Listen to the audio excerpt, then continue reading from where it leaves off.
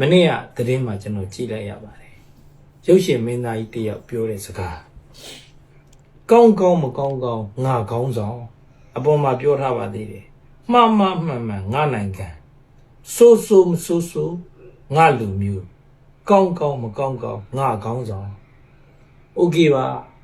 အပေါ်ကနှစ်ခုကိုနားလည်ပေးလို့ရပါတယ်မှန်မှန်ငါနိုင်ငံဆိုးဆိုးမဆိုးဆိုးငါလူမျိုးဒါကိုနားလည်ပေးလို့ရတော့ညာကောင်းကောင်းမကောင်းကောင်းငါကောင်းဆောင်ဆိုတဲ့စာသားကြွေးကြော်တဲ့ဆောင်ပုတ်ကိုတော့ကျွန်တော်အနေနဲ့နားလည်ပေးလို့လည်းမရပါဘူးလက်ခံပေးလို့လည်းမရဘူးသူဝတ်ထားတာသူစင်မြန်းထားတာပြည်တော်စုကြံ့ခိုင်ရေးနဲ့ဖွံ့ဖြိုးရေးပါတီကိုစားပြုတဲ့အဝတ်အစားပါအဲ့ဒီအဝတ်အစားကိုဝတ်ထားပြီးတော့ကောင်းကောင်းမကောင်းကောင်းငါကောင်းဆောင်လို့ပြောတယ်ဆိုတော့ဟုတ်ပြီပြည်တော်စုကြံ့ခိုင်ရေးနဲ့ဖွံ့ဖြိုးရေးပါတီထဲမှာခေါင်းဆောင်နေတဲ့သူတွေကမကောင်းဘူးလား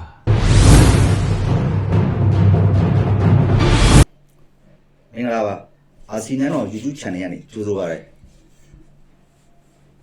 6လ9လလောက်ရှိပြီဘင်းစတက်အစီအဝေးကိုမင်းအောင်နိုင်ထိုင်းနိုင်ငံကိုလာတဲ့အချိန်မှာဖန်စီခံရတဲ့ညီကိုနှစ်ယောက်အတွက်စူတောင်းပွဲတွေလုပ်ဖို့လိုတယ်ဆိုတာကိုပြောချင်တာဒီမှာဗီဒီယိုဖိုင်လေးတစ်ဖိုင်ရှိတယ်ချက်နှားထောင်ကြည့်ပြประเทศไทยไม่ต้อนรับฆาตกรเผด็จการพี่น้อง2025ဧပြီလ3ရက်ကမြန်မာစစ်ကောင်ဆောင်ဗိုလ်ချုပ်မှုကြီးမင်းအောင်လှိုင်ရဲ့ထိုင်းနိုင်ငံဘန်ကောက်ဘင်းစတက်အစည်းအဝေးခီးစဉ်အတွင်းဆန္ဒပြဖို့စီစဉ်ခဲ့တဲ့မြန်မာနှစ်ယောက်ကိုဖြိုးပိုင်နဲ့ကိုနနိုင်ဆိုတို့ဖမ်းဆီးခံထားရတာ9လကျော်ရှိသွားပါပြီ။သူတို့နှစ်ယောက်ကိုနှစ်နိုင်ငံချစ်ကြည်ရေးပြပြစေမှုထိုင်းနိုင်ငံတည်တံ့ခိုင်မြဲရေးကိုထိပါစေမှုထိုင်းနိုင်ငံလူမှုအတိုင်းအဝန်ကိုမငြိမ်မသက်အန္တရာယ်ဖြစ်စေမှုထိုင်းနိုင်ငံသားတွေရဲ့လုံခြုံရေးကိုအန္တရာယ်ဖြစ်စေမှုအပါအဝင်အမှုပေါင်း9မှုနဲ့တရားစွဲဆိုခဲ့တာဖြစ်ပါတယ်။ကျွန်တော်တို့အခုသူတို့မတရားမှုတွေနဲ့ပုံမှန်တွေနဲ့တက်ပြီးတော့ဖန်တီးရတာ9လကျော်သွားပြီဒီနေ့မှတိုင်းကြမှာဘယ်လိုဆန္ဒပြတယ်အဲ့ဒါကိုကျတော့သူပြန်လွတ်ပေးလိုက်ရတယ်ကျွန်တော်တို့ကျတော့အခုချိန်ဒီပြန်မလွတ်ပေးဘူး9လကျော်တယ်ကျွန်တော်တို့ရဲ့စာရေးစာတွေဟဲ့လားထောက်သားတွေပတ်ဖို့ပါဝင်ထောက်သားတွေအကုန်လုံးတော့ဆွဲလေးလုပ်ပြီးတော့ဒီမှာဒီနေ့ရက်ပြန်ဖို့ကျွန်တော်တို့လုပ်တာမင်းအောင်လိုက်စစ်သက်လက်ထဲကိုထည့်ဖို့ကျွန်တော်တို့လုပ်တာဒါပေမဲ့ကျွန်တော်တို့ကအချိန်မီ UN ကိုတက်တွယ်လိုက်ပြီးတော့ UN စိတ်လိုက်တော့ကျွန်တော်တို့ပြန်ပို့လို့မရတော့တာUNHCR ကတော့ကျွန်တော်ကိုပေးပြီးလိုက်ရှိတဲ့နေ့ကလာတွေ့ပြီးတော့အခောက်တော့လာတွေ့တယ်အခုချိန်ကြီးကျွန်တော်တို့ထပ်ပြီးတော့လာပြီးတော့တွေ့တာလည်းမရှိဘူးသိနေတာလည်းမရှိဘူးအမှန်မှန်ကျွန်တော်တို့မတရားအဖမ်းခံရတာဗျာနိုင်ငံတကာလည်းကျွန်တော်တို့ကိစ္စကိုလှည့်ရှုတာပဲရှိရကျွန်တော်တို့ပြည်တွေကသူတို့ထိုင်းနိုင်ငံဒီလူ့ကိုရှိနေတယ်ကုမီနေတာပေါ့ကျိုးသားပြင်မဲ့တယ်ဘာမှမအောင်မြင်လာဘူးလေကျွန်တော်တို့လက်ရှိချိန်ကြီးကိုမလွတ်မြောက်သေးဘူးဒီကလူအခွင့်အရေးရဖို့အတွက်ခွင့်ပြုချက်တော့မရှိပေမဲ့အာဏာရှင်စနစ်ကြဖို့အာဏာရှင်မင်းအောင်လှိုင်ကိုဆန္ဒပြလို့ဖမ်းဆီးခံရတဲ့ညီကိုနှစ်ယောက်အတွက်ကံကောင်းလာတော့ UNHCR ကိုလှမ်းပြီးတော့အကူအညီတောင်းတဲ့အတွက်တစ်ဖက်နိုင်ငံကိုတော့ပြန်ပို့ခြင်းမခံရဘူးဒါပေမဲ့9လကျော်ကြာတဲ့အချိန်ထိဒီထိုင်းနိုင်ငံအတွင်းမှာပဲဖမ်းဆီးခံရရတယ်ဒါကြောင့်ပြန်လွတ်ဖို့အတွက်ကျွန်တော်တို့မြန်မာနိုင်ငံသားတွေအနေနဲ့တက်နိုင်တဲ့ဘက်ကပါဝင်ပြီးတော့ကူညီပေးကြဖို့မေတ္တာရက်ခံထားတဲ့ဗီဒီယိုဖိုင်ဖြစ်တယ်နော်သူတို့ကိုထိုင်းနိုင်ငံဘန်ကောက်ခရိုင်ဘန်ခဲလူဝင်မှုကြီးကြပ်ရေးထိန်းသိမ်းစခန်း IDC မှာဖမ်းဆီးထားပြီး UN ကနေရက်ပြန်မပို့ဖို့အကာအကွယ်ပါဝင်ထိုင်းလူခွင့်ရေးရှင်တွေဖွဲ့ကကူညီပေးနေပါတယ်။ဒါပေမဲ့လက်ရှိချိန်ထိသူတို့နှစ်ယောက်ပြန်မလွတ်သေးတဲ့အတွက်မိသားစုဝင်တွေကစိတ်ပူပန်နေကြပါတယ်။ဒီမှာတည်းနဲ့အမြန်ဆုံးလွတ်ပါစေလို့ပဲတောင်းဆိုရတာတောင်းဆိုချင်တာဘာလို့လဲဆိုတော့လေကိုလည်းဒီမှာကလေးမြောက်နဲ့လောက်ရတာခက်ခဲတာပေါ့နော်ကြက်သေးတာပေါ့ဒီတော့ဘေးကိုလည်းအကူအညီတောင်းရတာပေါ့ကိုမယ်ဘလို့ဆိုတော့ကိုမိသားစုသားမိတော့ရတော့အခက်ခဲတွေနဲ့ကြုံနေရတာပေါ့နောက်ပြီးတော့အခုကိုမှဘာမှအထောက်အထားမရှိတော့ဘူးဆိုတော့ဗက်ပြန်ရိုက်မယ်ဆိုလည်းဗက်ပြန်ရိုက်မှာအဲ့အချိန်မှာဆိုကိုကခက်ခဲသွားတာပေါ့ငွေကြီးတွေသူတို့နှစ်ယောက်အတွက်အော်တိုဘာလ10ရက်ကအာမခံတင်ပြခဲ့ပေမဲ့ပယ်ချခံခဲ့ရပါတယ်။ဘန်ခဲ IDC မှာအချိန်9လကျော်ကြာထိန်းသိမ်းခံထားရတာကြောင့်ကျန်းမာရေးခက်ခဲတွေလည်းကြုံနေရတယ်လို့ဆိုပါတယ်။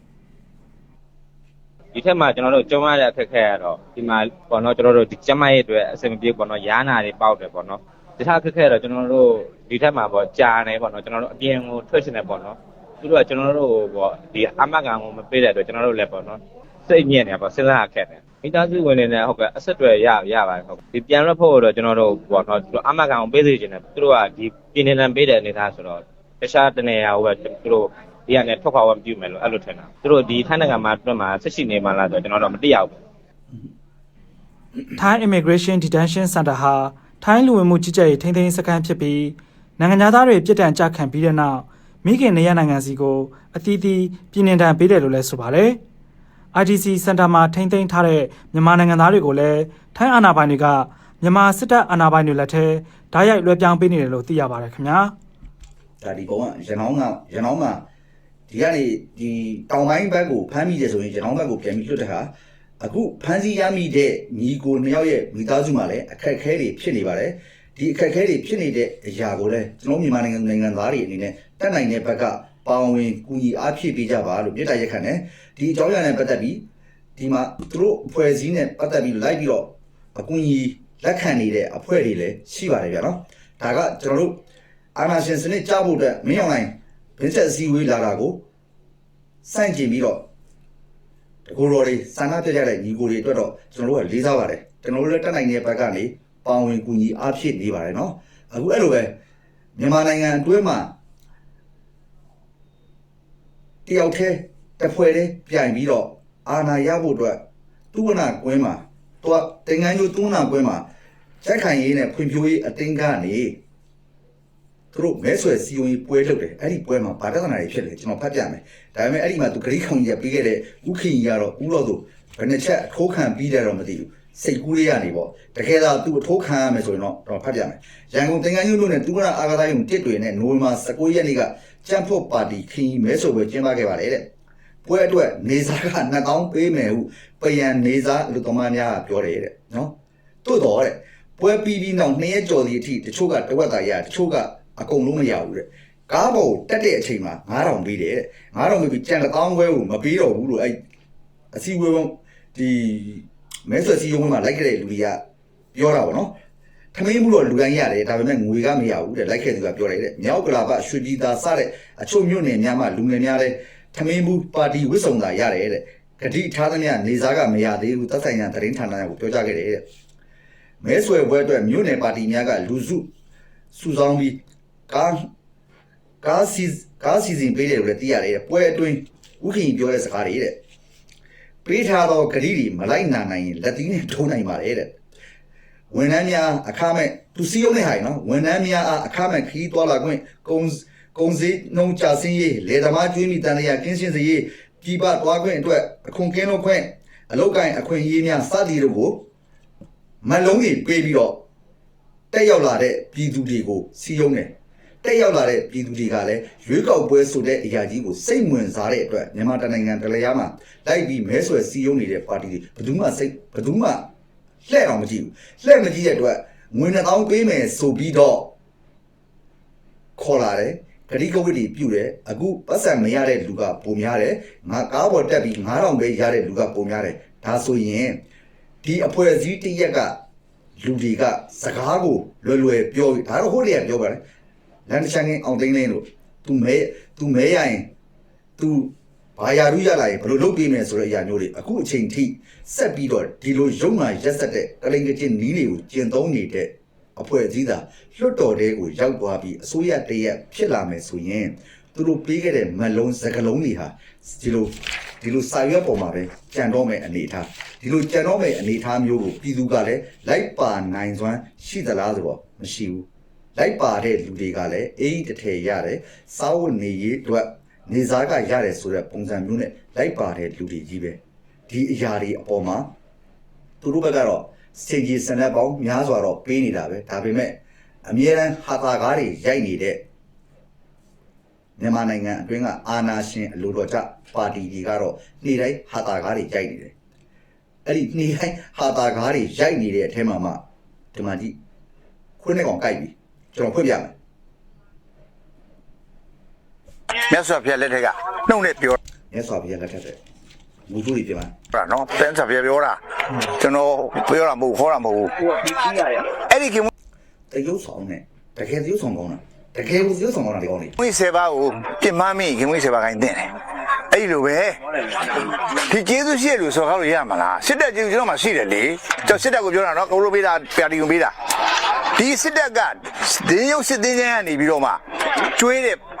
ပေးတဲ့ပတ်စံနဲ့ BSC MSC နှစ်ဘွဲရအောင်လုပ်ခဲ့ရတာဒီစစ်တပ်ကျေးဇူးကျွန်တော်မေးလို့ရမှာလား ဒါပြီးခဲ့တဲ့ရက်ကကျွန်တော်ပြီးသားပါဒါပေမဲ့သူ့ကိုပြန်ပြောတဲ့လူရှိလို့ကျွန်တော် reaction တန်လို့ရှင်းပြပါတယ်စစ်တပ်ကိုဘယ်သူကချွေးနှဲစာတွေပေးထားတယ်ပြည်သူလူထုကပေးထားတဲ့ချွေးနှဲစာတွေနဲ့တခြားတိုင်းတစ်ပါးရဲ့ရန်စေကိုကာကွယ်ဖို့ဆိုပြီးတော့တက်မတော်ဆိုတော့ဖွဲ့စည်းထားတာအဲ့ဒါဆိုရင်သူ့ရဲ့အဆင့်ကဘယ်အဆင့်မှာရောက်နေလဲဆိုတာသူကိုယ်တိုင်ပေါ်ပြသွားတာ ਨੇ တူတူပဲ စစ်တပ်ကောင်းတာမကောင်းတာကျွန်တော်သိသို့တော့ဒီကျေးဇူးတရားကိုတော့ဆက်ဖို့ကျွန်တော်မှတာဝန်ရှိတယ်ဒီအတွက်ကြောင့်ဘလို့ပြည်ခိုင်မျိုးပဲရလာ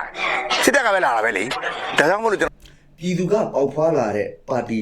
ဟုတ်သလားမဟုတ်သလားဆိုတော့သူကတည်တည်ချာချာကကနနာရှင်းပြသွားတယ်ပြည်သူသားလင်းအဓိကဆိုတဲ့ဘယ်အစိုးရပဲတက်ပြည်သူထောက်ခံမှအစိုးရတည်းဖြစ်လာမယ့်အရာကိုသူပြောသွားတဲ့စကားတွေမှာပြည်သူတခုံးမှမပေါ့ပြည်သူကြွေးတဲ့ထမင်းကိုစားထားပြီးတော့ပြည်သူကိုဇုံလုံးကန်းနဲ့အောက်ကန်စားတယောက်ပေါ့ လိုက်ခဲ့တယ်ဒီမှာပါဝင်ရွေးကောက်မဲ့လူတွေကလည်းကောင်းကြတယ်မှန်တယ်ထင်လို့ထောက်ခံတယ်မှန်တယ်လည်းကြောက်တာပေါ့ကိုစိုက်တဲ့စပါးကိုရိတ်ရအဲ့ကြောင့်ထွက်မပြေးနဲ့ငါလက်ဆောင်ပြရရင်တော့များကြီးပြေးရမလို့ရပြောနေတာတခုပဲရှိတယ်ကျွန်တော်အင်မတန်ချစ်တယ်ကျွန်တော်အင်မတန်မျက်နှိုးတယ်ကျွန်တော်ပြန်လေးစားရတယ်ဆရာမကြီးတော့ပြောခဲ့ပြီးစကားလေးကိုပြော ဆုံးကြနေရမှာ မမငါနိုင်ငံဟုတ်ပြီနော်ဆိုးမဆိုးငါလူမျိုးနောက်ဆုံးကောင်းငါကောင်းဆောင်ပဲ ဟုတ်ပြီနော်ဒါသူပြောသွားတာသူပြောသွားတဲ့အရာကိုသူတို့အချင်းချင်းပြန်ပြီးတော့ဖဲ့ထားတဲ့ကောင်တစ်ကောင်ရှိတယ်နားထောင်ကြည့်ဒါကျွန်တော်တို့ကပြန်ပြီးတော့ပြောနေကြရမလို့တော့ဘူး ရပါတယ်မနေ့ကသတင်းမှာကျွန်တော်ကြည့်လိုက်ရပါတယ်ရုပ်ရှင်မင်းသားကြီးတယောက်ပြောတဲ့စကားကောင်းကောင်းမကောင်းကောင်းငါကောင်းဆောင်အပေါ်မှာပြောထားပါသေးတယ်မှန်မှန်ငါနိုင်ငံဆိုးမဆိုးငါလူမျိုးကောင်းကောင်းမကောင်းကောင်းငါကောင်းဆောင်โอเคပါအပေါ်ကနှစ်ခုကိုနားလည်ပေးလို့ရပါတယ်မှန်ငါနိုင်ငံဆိုးမဆိုးငါလူမျိုးဒါကိုနားလည်ပေးလို့ရတော့ညာကောင်းကောင်းမကောင်းကောင်းငါကောင်းဆောင်ဆိုတဲ့စာသားကြွေးကြော်တဲ့ဆောင်ပုဒ်ကိုတော့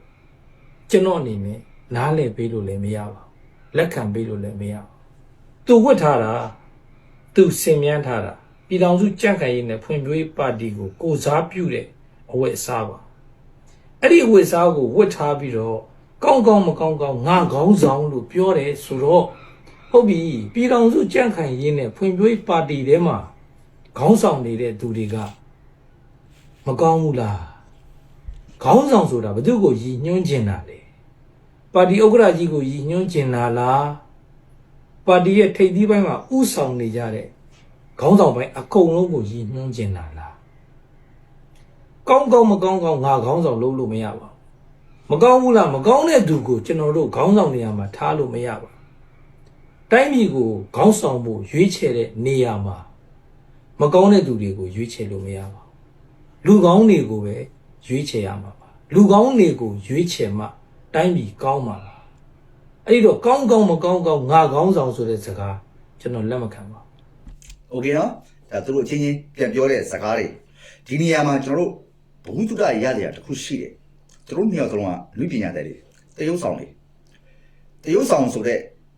လူတွေကအနုပညာတွေကပြည်သူကျွေးတဲ့ထမင်းကိုစားရတာစစ်တပ်ကကျွေးတဲ့ထမင်းကိုစားတာမဟုတ်ဘူးအာဏာရှင်ပေးတဲ့ထမင်းကိုအာဏာရှင်စစ်တပ်ကိုအုပ်ချုပ်ထားတဲ့အာဏာရှင်ကကျွေးတဲ့ထမင်းကိုစားတာမဟုတ်ဘူးဒါဆိုရင်သူတို့တွေဘာကြောင့်ဓမ္မအာဓမ္မကိုမခွဲခြားဘဲနဲ့အာဓမ္မဘက်ကအတင်းလိုက်ပြီးတော့ကာကွယ်နေတယ်မှားနေတဲ့အရာတခုအမှန်လုံးနေတယ်အရင်ဆုံးသူတို့ကျေးဇူးကမ်းတာကပြည်သူကိုကျေးဇူးကမ်းတဲ့စကားတွေကိုတခွန်းမှမပြောဘဲနဲ့စစ်တပ်ဆိုတဲ့အရာနဲ့အာဏာရှင်မဟာဆိုတဲ့အရာကိုပဲထိပ်ပိုင်းမှာတဲပြီးပြောနေတာဒါဆိုရင်ခင်ဗျားတို့ကျွန်တော်တို့ပြည်သူတွေကသူတို့ကိုလေးစားအားကြပြီးတော့ရုပ်ရှင်တွေတွားကြည့် ပတ်စံနေကုန်အဲ့ဒီအရာတွေသူတို့နေဖို့ထိုင်မှုစားဖို့တောက်ဖို့အတွက်ပေးထားတဲ့အရာတွေကတန်ရေးရှိရတာဒါအဖြစ်ပဲမှားနေပါတယ်အာဓမ္မဖြစ်နေပါတယ်ဆိုတဲ့အရာကိုဝိုင်းဝန်းထောက်ခံနေတဲ့ပညာတတ်တာမတတ်တာတိလရှိတာမရှိတာထင်ပေါ်ကြော်သောတာမကြော်သောတာထက်လောကမှာအငုံနဲ့ထွက်ပြီးတော့အပြုံးနဲ့မသေးဘဲနဲ့ငရဲလက်မှတ်ကိုကြိုတင်ရနေတဲ့လူတွေကိုကျွန်တော်တို့က boycott လုပ်တာမှားတာဒါကြောင့် boycott လုပ်တဲ့နေရာမှာကျွန်တော်တို့တစ်ဖက်သက်အပြစ်ပြောနေတယ်ဆိုတဲ့အရာထက်ဘာကြောင့်လုပ်ရတယ်လဲဆိုတာငါတို့ကြွေးတဲ့ထမင်းကိုစားပြီးတော့ငါတို့ကိုပြန်ပြီးတော့နှိပ်စက်နေတဲ့အာနာရှင်လူစုကိုကာကွယ်ပေးနေတဲ့လူတွေကြိုက်ကျွန်တော်တို့ကထင်ပေါ်ကြော်စောတာတွေတိတ်ခါရှိတာတွေတီလာရှိတာတွေမရှိတော့ဘူးတီလာမရှိလို့ဖရားရဲ့အရေးကိုတင်ငန်းကိုခြုံထားတဲ့တီတကူလိုဖုံးကြီးတောင်မှအာနာရှင်ကိုထောက်ခံနေတယ်ဆိုရင်ကျွန်တော်တို့မြန်မာနိုင်ငံအတွင်းမှာရှိတဲ့နိုင်ငံသူနိုင်ငံသားတွေရဲ့ဘဝဘလောက်ထိပုံမူပြီးတော့ဖိနှိပ်ခံပြီးတော့ကြောက်ငရဲကြောက်သေးကိုတွန်းချအောင်လုပ်နေတဲ့လူစုလဲဆိုတာကိုစဉ်းစားတတ်ဖို့လိုတယ်ဆိုတော့ကျွန်တော်ဒီကနေပြောချင်ပါတယ်သူတို့ဘက်မှာတော့လောကမှာမွေးကလေးကအမားနဲ့အမှန်တွန်တွဲပြီးတော့ပါလာတယ်ဒီလိုအမားနဲ့အမှန်တွန်တွဲပြီးပါလာနေတော့တစ်ဖက်မှာလည်းဒီလိုပုံစံမျိုးတွေနဲ့ပြည်သူလူထုကိုစိုက်ဝါးထည့်ပြီးတော့အာဏာရှင်သဆိုးရှည်အောင်လုပ်နေတဲ့လူစုရှိသလိုပဲကျွန်တော်တို့ဘက်မှာလည်းအမှန်တရားပါဆိုပြီးတော့အမှားတရားလုပ်နေတဲ့အောက်ခြေကနေထိပ်ပိုင်းကြီးပြဿနာပေါင်းတောင်းချောင်းရှိတယ်ဒီຢာတွေကိုတည်င်းတစ်ခုအနေနဲ့ကျွန်တော်တို့မြန်မာနိုင်ငံသားတွေကသိဖို့လိုတယ်အဓိကမိမိတင်လိုက်တဲ့ခေါင်းဆောင်တယောက်မိမိလှူလိုက်တဲ့ငွေကြေးဟာလက်ခံတဲ့သူရောက်ရှိသွားတဲ့လက်နက်ကင်အဖွဲ့အစည်းတွေမှန်မှန်ကန်ကန်နဲ့အာဏာရှင်စနစ်ကြအောင်လုပ်နေတာလားမိမိတို့ပေးလိုက်တဲ့ချွေးနှဲစာကိုချင်းစာတရားမရှိဘဲနဲ့ကိုဂျိုးအတွက်သုံးပြီးတော့နေတာလားဆိုတော့သိဖို့လိုတယ်ဟုတ်တယ်မကြီးဒီပုံကျွန်တော်ရေးပြမယ်သူ့နာမည်ကကိုဦးတဲ့တော်လိုင်းရဲ့အမိကလင်းယုံနဲ့ယာဒူးကတရက်ခရိုင်တိုင်ရင်လေးကတိုင်ရင်မှုနော်ဖြစ်ပွားတဲ့နေရာတဲ့မကွေးတိုင်းတရက်ခရိုင်ကာမမြို့နယ်ကြောက်ဆောင်ရွာတဲ့စက္ကစရေနသားရဲကင်းနဲ့တိုင်ပင်ပြီးအယောင်ပြတိုက်ပွဲတွေဖော်ဆောင်ပြတယ်တဲ့ KNU အရင်တော့ KNU နဲ့စက္ကစနဲ့ပေါင်းပြီးတော့လုံပွဲတွေဖန်တီးသလိုပဲစစ်သုံးကြီးတွေကိုကလိန်ကချင်းနဲ့ထုတ်နေတဲ့ပုံစံမျိုးတွေလိုပေါ့ဖော်ဆောင်ပြပြီးစက္ကစတိုက်ရင်သူတို့ကနောက်ဆုတ်တယ်တဲ့သူတို့တိုက်ရင်စက္ကစကနောက်ဆုတ်တဲ့စနစ်မဲ့ပြည်သူကိုလိန်ထားတယ်တဲ့စက္ကစဘက်မှခိုင်းစေမှုမျိုးစက္ကစတက်လို့တော့အပြစ်မဲ့ပြည်သူများကိုစက္ကစကိုသာဒလန်မှုဆွဆွဲကတိုက်ရင်လေးအပိုင်းနေမြေတွေနဲ့စက္ကစအလိုကြအပြစ်မဲ့ပြည်သူတွေကိုဥပဒေမဲ့တပ်ဖြတ်နေတယ်တဲ့ဒါသတင်းတွေမှာတက်လာပြီနော်နောက်ဆုံးတပ်ဖြတ်မှုက82နှစ်အရွယ်ဥကုံငယ်အားတက်မှ PDF 6ဦးဆိုင်ရဲ့3စီးကိုလွှတ်၍စစ်ဆေးရရှိသည်ဟုဆိုကားတဲ့လက်နောက်တန်ကြိုးတုတ်ကခေါ်ပြီးရွာထဲမှာမျက်နှာကိုချိန်ပြီးပြစ်တတ်တယ်လူငယ်တွေဒီလိုအထဲမှာလူငယ်တော့လူငယ်21ဒေါ်လာရင်းကိုဥဆောင်နေတဲ့လူငယ်တော့လူငယ်ဒါပေမဲ့စိတ်တည်းအခြေတွေမခိုင်တဲ့အခါရိုးသားမှုလည်းမရှိယုံကြည်ချက်လည်းမရှိပဲတဲ့ဒီလိုနေရာမျိုးတွေမှာလှုပ်ရှားလို့ရတယ်ဆိုတဲ့လူထမ်းစားတွေတတိတွေပါလာနေတာကိုကျွန်တော်တို့ထိပ်ပိုင်းမှာရှိတဲ့အဖွဲ့အစည်းမှာရှိတဲ့ဥဆောင်သူတွေအနေနဲ့သိဖို့လိုတယ်ဒီလိုမျိုးမှမသိဘူးဆိုရင်ဘယ်လိုလုပ်ကြမလဲ15ရက်နေ့ညနေ9:00နာရီကအကြမ်းဖက်ခက်ခဲ့တဲ့ကိစ္စကိုတဲ့ယနေ့အထိတတိမထုတ်ပြန်မင်းတက်တွင်းတချို့ရဲဘော်များထံမှာဖုံများသိမ်းစီးပြီးသူကိုယ်တိုင်အကောင့်လဲလော့ချကမြည်သူမှအဆက်အသွယ်မလုပ်ဘဲနဲ့စားမပြန်ဘူးတဲ့တိုင်ရင်လေးပြန်ကြရေး Facebook page ကိုဆက်သွယ်မေးမြန်းစုံစမ်းတော့လဲ၎င်းတို့ကမသိရှိဘူးဆိုတဲ့MOD မှာဖြည့်ရှင်းချက်တောင်းနေတော့လဲယနေ့22ရက်နိုဝင်ဘာထိမြည်သူကမှမဖြည့်ရှင်းဘူးတဲ့ရှေ့တွင်ဒလန်အမီတက်ကတပ်ဖြတ်ခဲ့သောအမှုတချို့ကိုလည်းထုတ်ပြန်ခြင်းမရှိပဲတည်င်းဖျောက်ထားတယ်တဲ့ပုံပါတဲ့ NLD ခက်ကပုံနဲ့ယခုလက်ရှိအကြမ်းဖက်ဖြစ်လာနေသောပုံနဲ့ဒါအောက်ခြေမှာရှိတဲ့အာဏာရှင်စနစ်ကိုတွန်းလှန်နေတဲ့အာဏာရှင်လူထုကိုတွန်းလှန်နေတဲ့လက်နက်ဆွဲကင်တဲ့တရက်ခရိုင်တိုင်ရင်လေးကတိုင်ရင်မှုကိုဦးရဲ့ဖြစ်စဉ်အဲ့ဒီလိုပဲ NUG အဖွဲ့အစည်းထဲမှာအပေါ်ပိုင်းမှာအကျင့်ပြတ်ခြားစားတဲ့တရင်ဟာဘူးပေါ်သလိုပေါ်လာတယ်ဒီလိုမျိုးအမှားလုပ်နေတဲ့လူတွေဘူးပေါ်သလိုပေါ်လာတဲ့အရာအတွက်ကျွန်တော်တို့ပြည်သူတွေကစိတ်ပြက်ကောင်းစိတ်ပြက်လိမ့်မယ်ဒါပေမဲ့ဒါတွေကစိတ်ပြက်စရာမရှိဘူးကျွန်တော်တို့ကလူချင်တာကနိုင်ငံရေးဟာလိမ်ပါတယ်ယဉ်ကျေးတယ်ရုံးပါတယ်ကောက်ချက်တယ်တိုက်ဆိုင်မှုရှိတယ်ဆိုတာမဟုတ်တမင်တကာစနစ်တကျနဲ့ဖြစ်သွားတဲ့အရာတွေကြီးပဲဒါဆိုရင်ဒီတော်လိုင်းရေးကာလအတွင်းထဲမှာဒီလိုတရေပါနေတဲ့လူတွေကိုအပေါ်ပိုင်းမှာရှိတဲ့ဥဆောင်သူအဖွဲ့အစည်းတွေကဘလို့တောင်းဝင်ယူမလဲပြည်သူစိတ်ချမ်းသာလောက်အောင်ပြည်သူအားရကျင်တဲ့လောက်အောင်အာဏာရှင်စနစ်ကြာရှုံးအောင် ဘယ်လိုမျိုးတွေလုပ်မလဲဆိုတော့ဥဆောင်သူတွေရဲ့အခန်းကဏ္ဍကပိုပြီးအရေးကြီးတယ်ကျွန်တော်ဒီမှာမက်ကြီးပြဆိုတော့သူ့ကြားညီညီမင်းနဲ့သူတို့အချင်းပြခြာစားရတဲ့ဗီဒီယိုဖိုင်ကိုကျွန်တော်တနေ့တနေ့လုံးကနေ save ထားတယ်အထောင်ကြီးပြ NUG အနေနဲ့ green ကိုမကြည့်ပြနဲ့ခင်မုန်းဖြစ်သူတို့ကိုအာဂရိလိုက်စားမှုနဲ့တိုင်ကြားထားပါတယ် အတွင်းဝင်နော်အတွင်းဝင်နဲ့ NUG ဝင်ကြီးချုပ်ရောအမြဲတမ်း green ကိုမကြည့်ပြနဲ့ခင်မုန်းဖြစ်သူကိုညီညီမင်းတို့ကိုအာဂရိလိုက်စားမှုအပါအဝင်အမှု၄မှုနဲ့တိုင်ကြားခံရရပါတယ်မကြည့်ပြနဲ့ခင်မုန်းဖြစ်သူကိုအရေးယူပေးဖို့ NUG ဝင်ကြီးချုပ်ရုံးမှာအလုပ်လုပ်ခဲ့တဲ့ဝန်ထမ်း19ဦးက NUG ယာယီသမရ CRPH ဥက္ကဋ္ဌ NUG ပြည်ထောင်စုဝန်ကြီးချုပ်တို့ထံနိုဝင်ဘာလ15ရက်နေ့ကတိုင်ကြားထားတာဖြစ်ပါတယ်တိုင်ကြားချက်တွေထဲမှာမကြည့်ပြနဲ့ခင်မုန်းဖြစ်သူကိုညီညီမင်းတို့ဟာအာဂရိလိုက်စားမှုလူအခွင့်အရေးချိုးဖောက်မှုအလွဲသုံးစားမှုဝန်ထမ်းတွေနဲ့တော်လှန်ရေးအစိုးရတွေပေါ်ဩဇာသုံးလက်မှုချဲ့လဲမှုတွေပါဝင်ပါတယ်။တိုင်ကြားစာမှာငွေအလွဲသုံးစားလုပ်မှုတွေမိသားစုဝင်တွေကိုရုံးအတွင်းမှာနေရပေးမှုနဲ့လူကြီးတူကအစပညာပြမှုတွေနဲ့အခြားဝန်ထမ်းတွေကြုံတွေ့နေရကြောင်းမကြည့်ပြတို့လင်မယားကတော်လှန်ရေးကာလအတွင်းအလွဲသုံးစားမှုအာဂရိလိုက်စားမှုတွေကြောင့်တိုင်ကြားရတာဖြစ်ကြောင်းနဲ့မကြည့်ပြတို့လင်မယားရဲ့လှုပ်ဆောင်မှုတွေကြောင့်နင်နာသူတွေကိုကူစားမှုတွေဆောင်ရွက်ပေးဖို့နဲ့ကာကွယ်ပေးမှုတွေပြုလုပ်ပေးရန်ဖော်ပြထားပါတယ်။တိုင်ကြားခဲ့သူတွေဟာ NUG ဝန်ကြီးချုပ်ရုံးမှာ2022ခုနှစ်ကနေ2025ခုနှစ်အထိတာဝန်ထမ်းဆောင်ခဲ့တဲ့သူတွေဖြစ်တယ်လို့ဓာတ်လူတွေကလည်းတွဲဘက်အတွင်းဝင်နေညွှန်ကြားရေးမှူးလက်ထောက်ညွှန်ကြားရေးမှူးကနေစပြီးရင်မောင်းထိပါဝင်နေပါတယ်။ တိုင်ကြားတဲ့လူတွေနော်တိုင်ကြားတဲ့လူတွေကအဲ့ဒီအတွင်းဝင်သားမှာနေတဲ့ယာရုကြီးကြီးတဲ့လူတွေတတိမှန်တဲ့လူတွေကတတိမမှန်တဲ့လူတွေကိုဘာကြောင့်ဖော်ထုတ်ပြီးတိုင်ကြားတယ်လဲဆိုတာတော့ခင်ဗျားတို့ပဲစဉ်းစားကြည့်အာနာရှင်ကကိုယ့်တဲ့ငွေအင်အားလက်နက်အင်အားတောင်းနေတဲ့အချိန်မှာငါတို့တွေမရှိမဲ့ရှိမဲ့နဲ့အာနာရှင်စနစ်ကိုတွန်းလှန်နေတဲ့အချိန်ခါမျိုးမှာဒီလိုအကျင့်ပြတ်ခြာစားတဲ့လူတွေတတိတွေဟာတကယ်ထိတ်တန်းနေရာတွေမှာနေရာယူပြီးတော့ပောက်ကရတွေလုံနေတဲ့အတွက်မှန်ကန်တဲ့လူတွေကတိုင်တယ်အဲ့ဒီအရာကိုအရေးယူပေးဖို့ထပ်ပြောတယ် NUG ဝန်ကြီးချုပ်ရုံးကဝန်ထမ်း19ဦးရဲ့တိုင်ကြားထားတဲ့တပ်တွေကတော့ကို ဝန်ကြီးချုပ်ရုံးကဝန်ထမ်း19ဦးနော် ညီညီမင်းကိုစီမံညွှန်ချုပ်တာဝန်ပေးထားပေမဲ့ငွေကိုင်းလုပ်ငန်းကိုဆက်လက်လှုပ်ဆောင်နေခြင်းတော်လိုင်းကာလာအတွင်းမှာပဲဝယ်စည်းတဲ့ကလက်ဝဲရတနာတွေတူနယ်ဦးကိုယာရုပေးပြီးငွေများချီးမြှင့်ပေးခြင်းဘဏ်အကောင့်တွေနဲ့ policy တူနှုံဦးကိုယာရုပေးတယ်တဲ့အဲ့ဒီတူနှုံဦးကိုယာရုပေးတယ်ဆိုတာကကျွန်တော်သိသလောက်ကတော့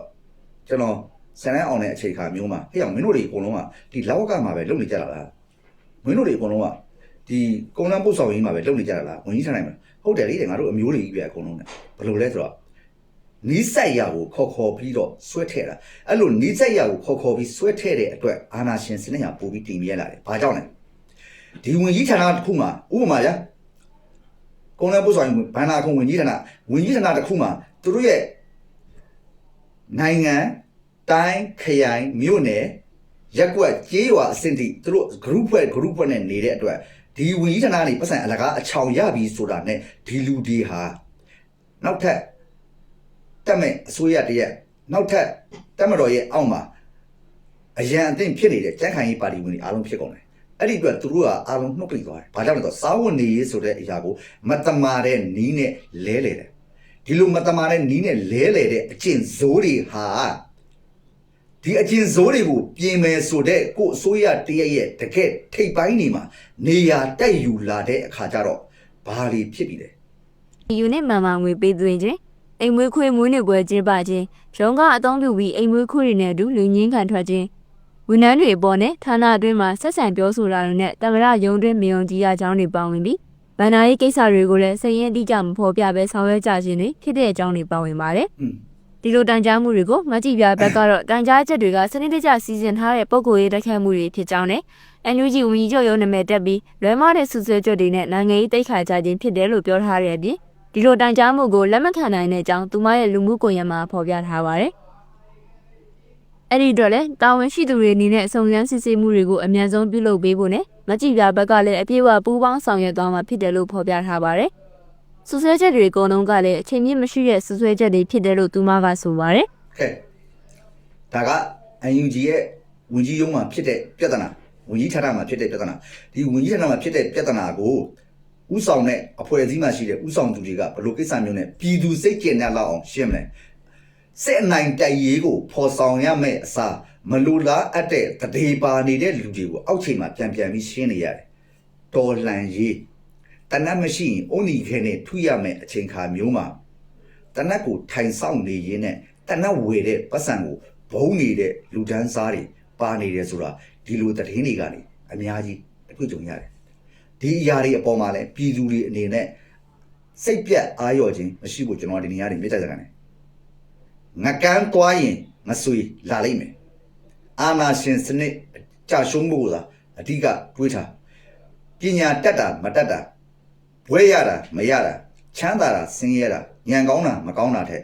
ရိုးသားစိတ်နဲ့အာနာရှင်စနစ်ကြအောင်လုပ်နေတဲ့လူပုဂ္ဂိုလ်အဖွဲ့အစည်းတွေအများကြီးရှိတယ်မှန်ကန်သောနည်းနဲ့ဝင်းရံပြီးရိုးသားစိတ်နဲ့ယုံကြည်ချက်ခိုင်ခိုင်မာမာနဲ့လုပ်တဲ့အဖွဲ့အစည်းတွေအများကြီးရှိသေးတယ်ဒီအရာပေါ်မှာအန်ယူဂျီအဖွဲ့အစည်းပေါ်ပုတ်ခတ်ပြောဆိုခြင်းမဟုတ်ဘူးလှုပ်ဆောင်ရမယ့်အတိုင်းအတာတွေမှာအမှန်တွေကြီးထွက်နေရမယ့်နေရာမှာလူတိုင်းမှာ